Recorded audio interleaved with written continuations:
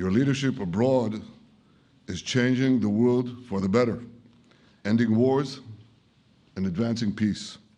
You are the greatest friend that Israel has ever had in the White House. And Mr. President, you and I both know it's not even close. I support your plan to end the war in Gaza, which achieves our war aims.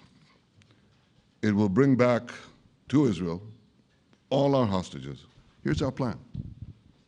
Pass it in the cabinet. All our hostages, both those who are alive and those who died, all of them will return home immediately. Hamas will be disarmed. Gaza will be demilitarized. Israel will retain security responsibility, including a security perimeter for the foreseeable future. And lastly, Gaza will have a peaceful civilian administration that is run neither by Hamas nor by the Palestinian Authority. If Hamas agrees to your plan, Mr. President, the first step will be a modest withdrawal, followed by the release of all our hostages within 72 hours. The next step will be the establishment of an international body charged with fully disarming Hamas and demilitarizing Gaza. From Jerusalem to Tehran, from the Golan Heights to Gaza, you've proven time and again what I've said many times. You are the greatest friend that Israel has ever had in the White House. And Mr. President, you and I both know it's not even close. While you focus at home on making America great again, your leadership abroad is changing the world for the better, ending wars and advancing peace. I believe that today we're taking a critical step towards both ending the war in Gaza and setting the stage for dramatically advancing peace in the Middle East, and I think beyond the Middle East, in very important Muslim countries. I support your plan to end the war in Gaza, which achieves our war aims. It will bring back to Israel all our hostages, dismantle Hamas's military capabilities, end its political rule, and ensure that Gaza never again poses a threat to Israel. We would not have achieved this turning point without the courage and sacrifice of our incredibly brave soldiers.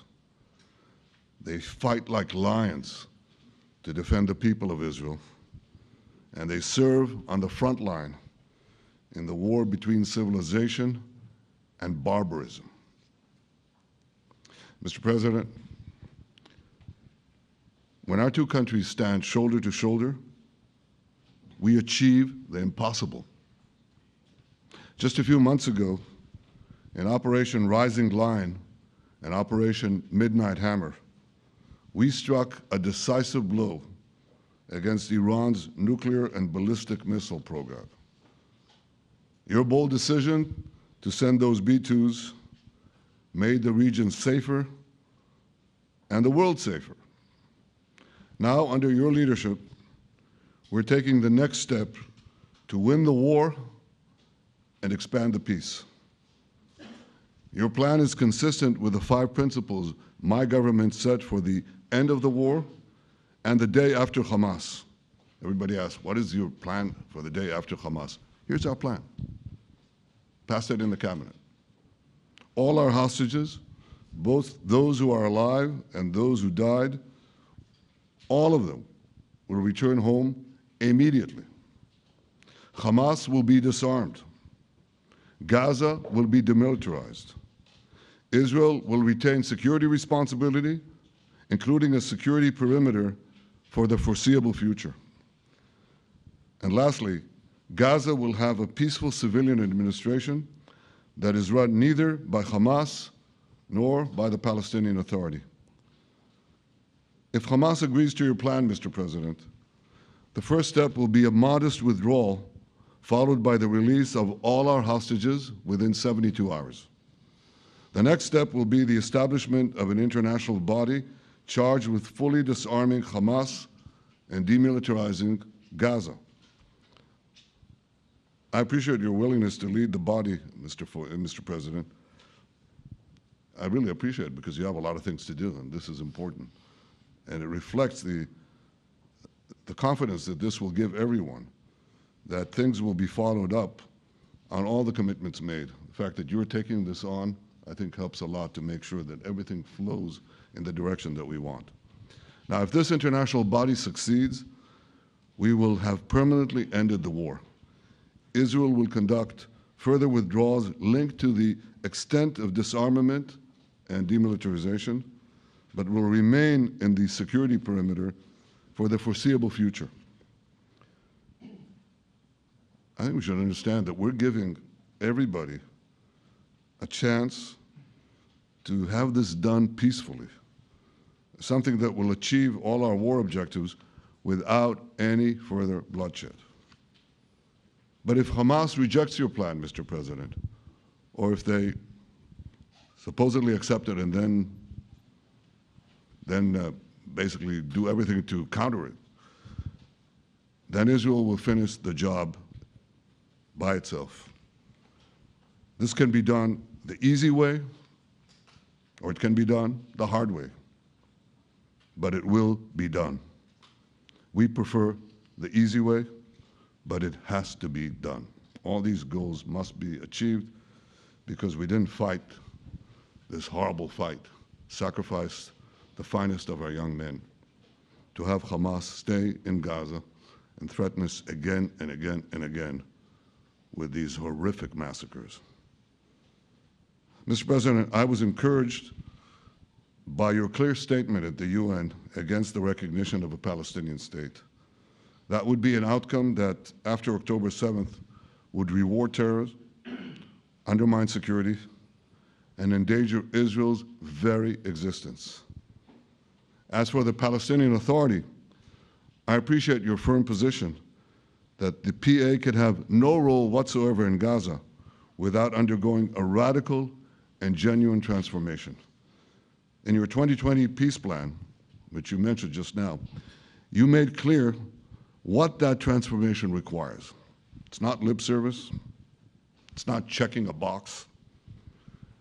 It's a fundamental, genuine, and enduring transformation.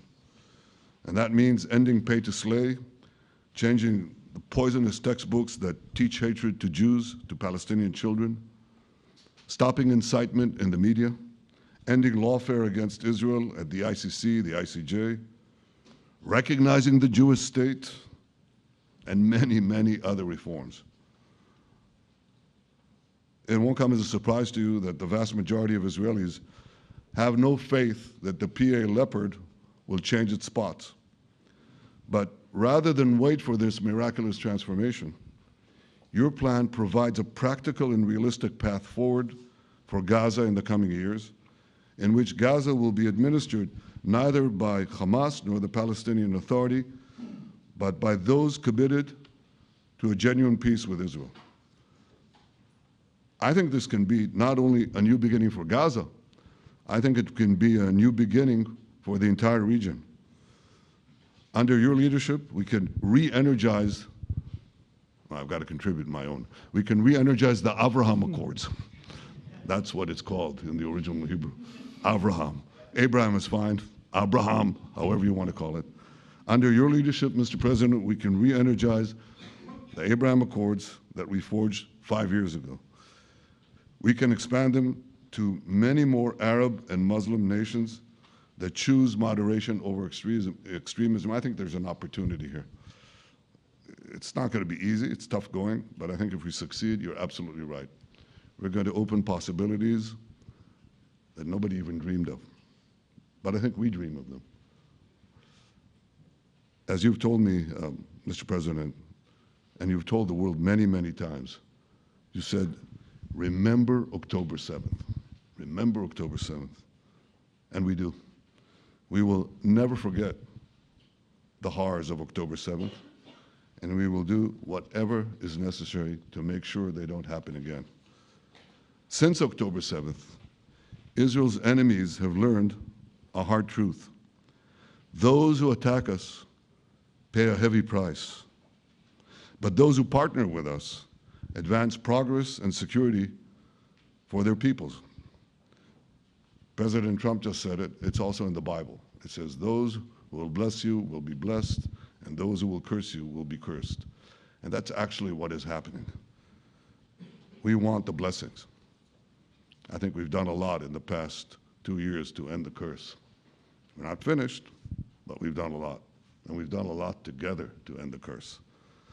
I want to thank your entire team for their efforts to get to this point.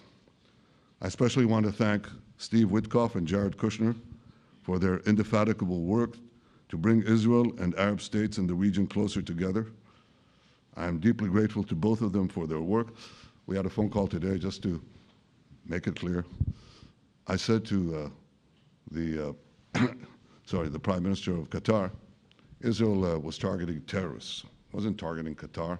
And of course, we regretted the loss of the Qatari citizen, wasn't our target.